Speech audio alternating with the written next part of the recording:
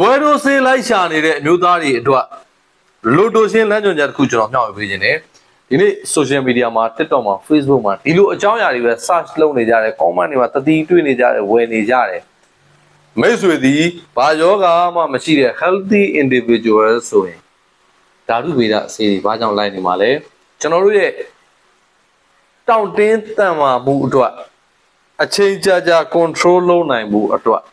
တဘာဝအတိုင်းလေ့ကျင့်လို့ရတဲ့ကြွက်သားအုပ်စုလေးတွေရှိတယ်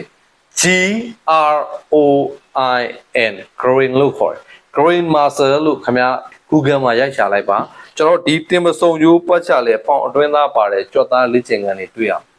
အဲ့ဒီလေ့ကျင့်ခန်းတွေနဲ့ကျွန်တော် Kegel exercise ကိုပေါင်းပြီးလေ့ကျင့်မယ်ဆိုရင်တောင့်တင်းတန်မာမှုကောင်းလာမယ်အချိန်ကြာထိန်းနိုင်လာမယ်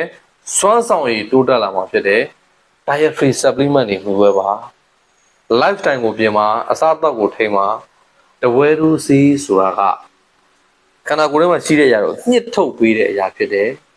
တန်ဆေးလုံမေးဖြစ်ပါတယ်တဘာဝနည်းနဲ့ကျမ်းမာစေခြင်းပါတယ် social media မှာဒီထက်အများကြီးလဲပို့ပြောလို့မကောင်းဘူးအမျိုးသားတွေအမျိုးသမီးတွေကလေးတွေအားလုံးကြည့်နေတာဖြစ်တဲ့အတွက်ဒီလောက်လေးတော့သိစေချင်ပါတယ်